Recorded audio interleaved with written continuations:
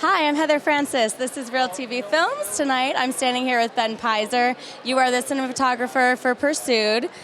Awesome movie. Super happy to have you here tonight.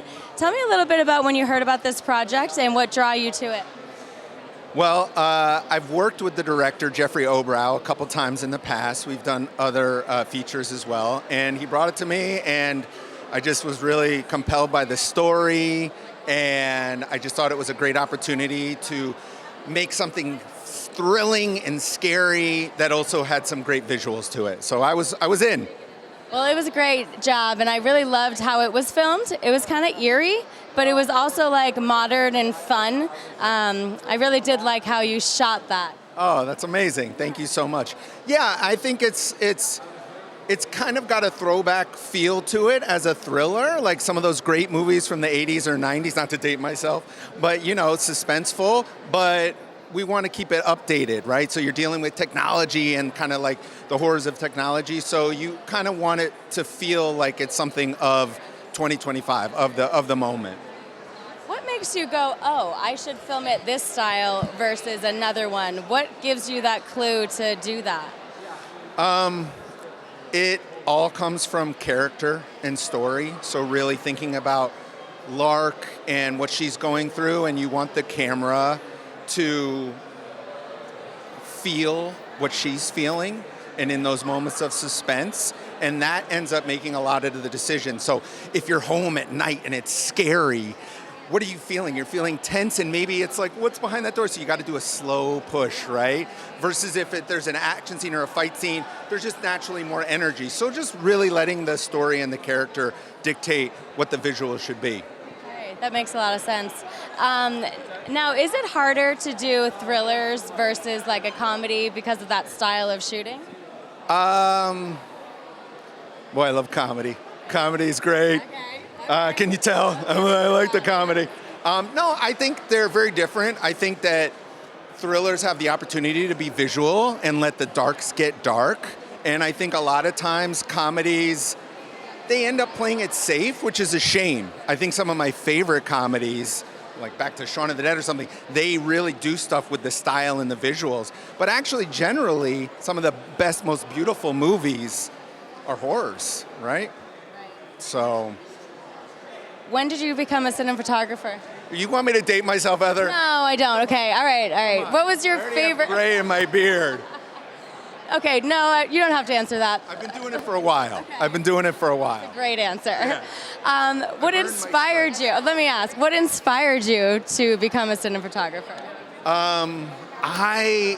It's funny. I always grew up taking photos and making videos and doing that, but I never realized I could do it as a career. Some people are like, I knew since I was 5 years old. And for me, I didn't grow up in a family where it was even a possibility. I had a very supportive family, but it wasn't like, oh, you can go be creative and do this stuff. So it wasn't until I kind of got college and beyond where I was like, oh, I can do this as a career.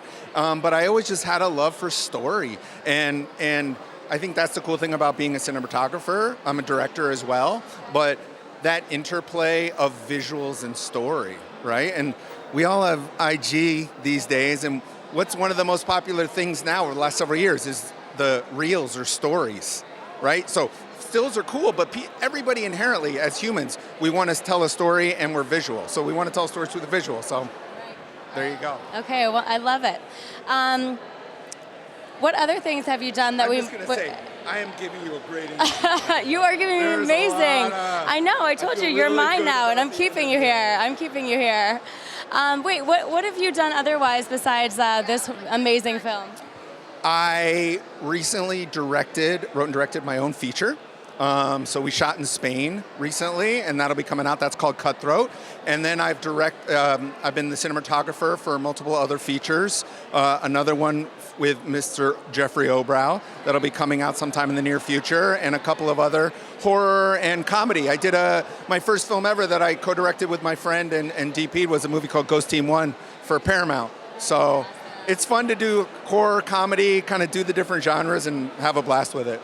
I love it, and it's perfect for Halloween right now. Yes. So yes. Did you see the movie?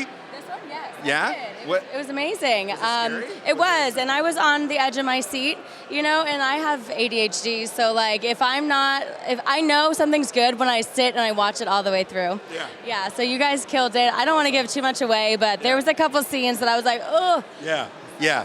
It's a fun mix. Like if you're watching it at home, it's suspenseful, it's classy in moments, and then it's real campy and fun. So it's like if you want to have a good time, it's one of those like good time movies. You're gonna get scared. You're gonna be like, "What the f?" So I just think it's nice. Oscar fare is great, and just having a good time is also great. Absolutely wonderful. Couple more questions. The AI, you just mentioned a little bit about AI. How is that interfering with your world? Is it helping, hindering? What is it for you? I don't know if this is spoiling anything, but I am all AI. Okay. It's very much spoiling everything. Yeah. So I'm very excited, though, to be here. I'm feeling very human the more I talk to you. No, AI sucks. What do you want from me? I mean, it's like, it's cool a little bit and then like terrifying a lot of it, right? And I think hopefully there'll always be a voice for individual humans, because what AI does is it combines all of humanity into one massive brain and thought, right? But that kind of makes everything the same. It's like when you get these AI looks on social media, everybody kind of looks the same. But if you have one voice is completely different. So that's my ray of hope for humanity, is like an individual voice will always kind of be different than the collective. I love that. It's true. It's very scary. That inspired the youth. Yeah, it's just very scary. I've been getting a little scared by it recently. I know, right? Yeah. It's super scary, but I do think like it. Like I was messing around with it a little and had some projects dabbling with it, but it really just brings everything to the mean. So I think for like big budget, like if you're doing like a certain type of blockbuster, it's like, well, I could see that being AI. But if you're going to do a weird like Yorgos Lanthimos movie or some bizarre project, that's not going to be done by AI. That's my hope. Yeah. Or I just hope that we're all like in a simulacrum where we're on the beach drinking mojitos. And all the AIs are doing everything else for us. Yeah. Perfect. I love that so much. Now, when you get to set and you have your shot list and stuff, are you able to get through the day, and then do you go home and like go to sleep, or are you still thinking about your scenes and what you should do to fix it or anything like at nighttime? How does that work for you? Because it's a heavy job. So yeah, I think that first of all, you're never as prepared as you want to be. I'm a sucker for preparation, so that when you're on set, you can kind of play a little and find beautiful, unexpected moments. But the brain's always going. So I don't like to compare it to battle, because like it's not life or death, but it's very intense, and it's kind of like, say it's a month or 2 months or 3 weeks or whatever, you just are really locked in. And then when the shoot's over, that's when you sleep. You sleep for like a week. Okay, because I do some background, and then some days I go home and I can't sleep because I'm just like, the whole day, and you had like 12 coffees, and so I've always wondered how you guys do it. Yeah, no, it's really hard. You kind of have to force yourself to sleep, but it's so exhausting that you do sleep. But the off days are great, and when you're done with it, it's sad, but it's also like, yes. So, yeah. Very cool. Well, thank you, Ben. Thank you so much for making a visually pleasing movie that's fun to watch. Appreciate that. Thank you so much, Heather, right? Thank you so much, Heather. This is great. And go watch it. Watch it. It's fun.